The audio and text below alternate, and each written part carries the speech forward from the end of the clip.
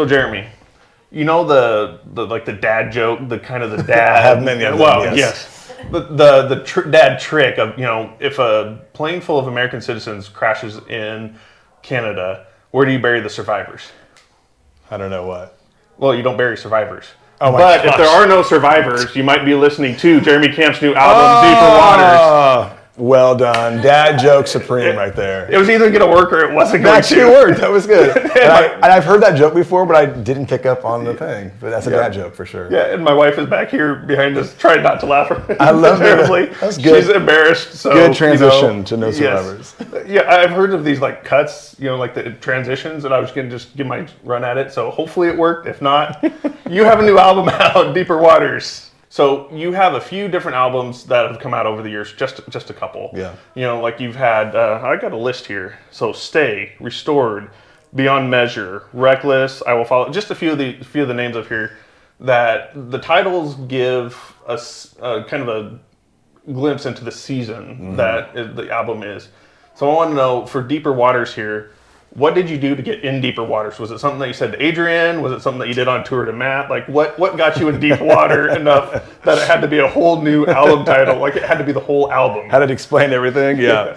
Basically, that was good. I mean, I think the concept for me was the understanding of, like, as I do this more and more, and as you live life, my desire is constantly to go deeper with Jesus. You know what I mean? And so, like, I realize, even with this album, it's always one of those things where you are like, how am I going to come up with new creative things or new things to talk about? And one of the beautiful things about God is that his well doesn't run dry. Yes. So he goes deeper and deeper and deeper. And so the deeper you go, the more you can pull out of, the things that God wants to do. And so for me, it was one of those things where I just said, God, I just want to completely surrender everything to you and go deeper and whatever that looks like. And then from that, just birth these songs that basically are about surrender, about completely trusting him with everything. So a lot of people ask, what was your favorite song to write? What is the one that you love to play live most? Which, I mean, probably a good question, but what was the toughest one for you to write? Whether it was just like it just wasn't working right, like the emotional side, what was the toughest one for you to write and put out on this album? I think one of the harder ones, because it was very emotional, was called Better.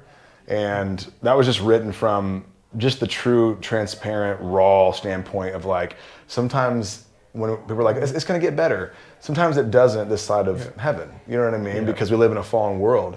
But to say that even if it doesn't get better, I'm still going to trust you. You know what I mean? And I think that there was a rawness about, the verse says, I screamed into the silence and all I heard was doubt. I prayed to see the sunshine, but the rain kept coming out. I wrestle with the concept that your plans are always good, because half the time I feel like it doesn't go the way I think it should. And the whole point is saying, I have questions, and it doesn't always feel like that. God, are you listening? But then you get to that point where you're like, but no matter what, the situation or the hardship, I'm going to trust you, and I know that you're good. Yeah. And so that's where the song, so it was an emotional song to write for sure, yeah. So once these albums are released, you go through the season of life that has led into these songs. Now it gets out into the hands of someone like us that are fans, the other artists, it just goes out into the world. And now the experiences come alongside that. Some of them have been us, like I remember the Ninja Turtles Halloween show. That was amazing. That was fun. The longest version of Right Here I've ever heard in my life. Sorry, you're like fully affected still. You're yes. Like, oh man, that's you can't listen to Right Away, or you can't listen to Right Here because I can't be in it for 20 minutes. No, you're like, please no. PTSD. And I remember there's a amphitheater show in Colorado that you were with Barlow Girl. And whoa. It was raining, it was storming, because that's what Colorado does. And you guys just came out with the acoustic, just did a small worship set. The storm just went around. And we got to rock out again. Life was good. So we've had some of those experiences on our side. Yeah. And then we've had some of the experiences together. Like the time you challenged me to an arm wrestling match. I don't know if you remember that. Back in the day, back when I used to do that. Yeah, I know, right? And then Red Rocks last year, man. Yeah. What a crazy experience that was. Yeah, it was incredible. But it was also one of those where you just go, are we even going to be able to play? Because we got pulled off the stage because it was storming, and then God cleared it up, and we were able to finish our set. So before we go with the rest of this album, I got to ask, because I've been telling the story. I hope I'm telling it right. But just the anxiousness, because, well, pun not intended, because it was anxious heart that got you pulled out. But just from being 20 years, like this is your life goal to like play Red Rocks, like this is a bucket list Right. item, to getting pulled off mid set, don't know if like the shuttles were packed, ready to go, Bro. like it was like done at that point, like Yeah. the abrupt cutoff, and then to go back. I mean, what was kind of like that emotion in the middle of that? It was a lot. I mean, I remember being up in the dressing room and we were pretty devastated because it was like my first time there, and we talked about, and my manager's over there. You can't see anybody's over there, and we were just pretty devastated because it was like, this is what I've been wanting to do for 1 years at that point, and it was pretty surreal because we were sitting there going, well, that's it, and then they came in and said, okay, you guys got 20 more minutes. They cleared out, everything's good, and I remember just. Then all of a sudden it's like devastation to exhilaration beyond anything. You're like, oh my goodness, we can go out. And so I think thankfulness was, and being great, just I think grateful more than anything else was more what I think I held on to. It was like, oh, well, sorry, Laura, that I was super devastated and frustrated because you actually, pulled it off. So cool. And so kind of going back to what is some of the surprises, kind of what is the impact of people's stories, from your life stories, from your life that has gone into these songs. Yeah. Now it's become a part of somebody else's life and part of their stories. What's the impact back to you as an artist? Well, I think it keeps you going, because if I never heard those stories on what God does in people's lives, then what would be the point? You know what I mean? So the impact is to like, hey, God's still using this. You know what I mean? Yeah. And that's, for me, if God's still using it, then I'm all in. Do you have a good story about something that kind of surprised you about how your music has impacted, whether this album or...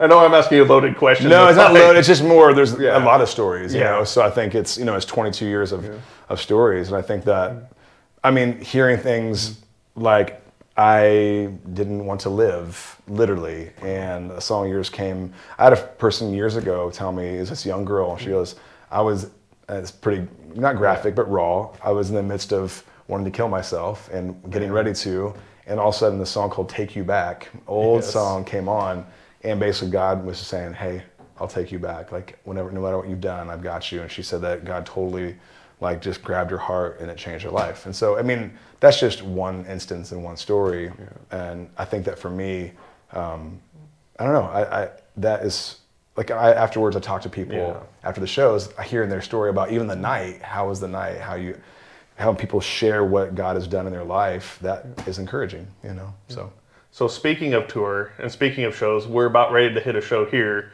the Deeper Waters Tour.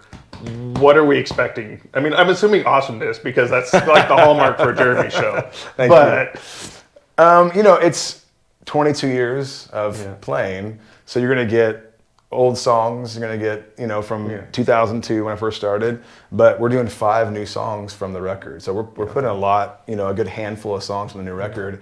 But then just a taste of probably every album is represented in this. Wow. Yeah, on this tour. So it's really, really fun. Hopefully not right here though. It is. Yeah. Oh no. That's amazing. But a different version. So it'll hopefully redeem itself tonight. I'm hoping so. 20 minutes are right here. It'll redeem itself, I promise. No Ninja Turtles. It's only like 2 minutes, I think. So okay. Hopefully we can redeem it.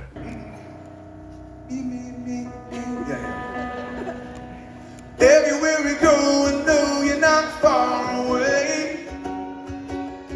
Right here.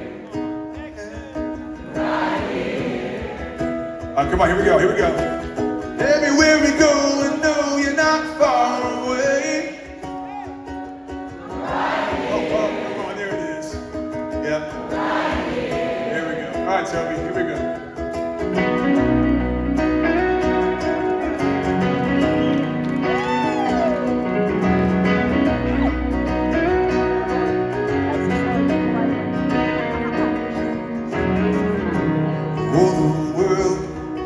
Watching, the world does care. Even when the world weighs on my shoulder, now it's feelings I can bear. 'Cause I know that you're here. Here we go. Everywhere we go, I know you're not far away.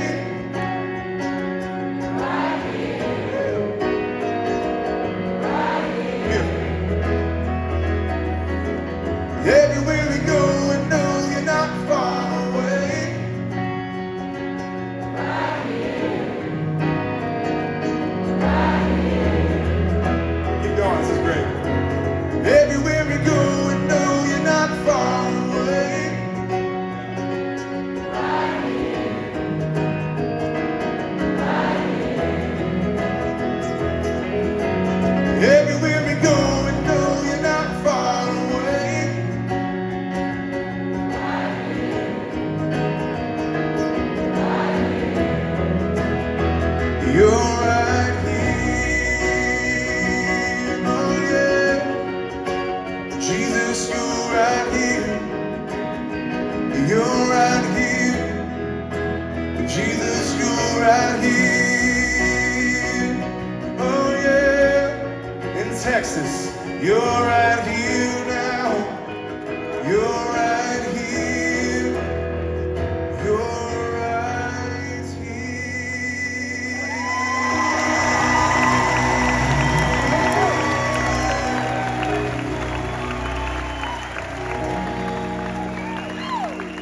Well done. I love it, dude. Well, Jeremy, I appreciate it. Yeah, thank you, brother. So looking forward to the show. Thank you, man. Cool. Good to see you again.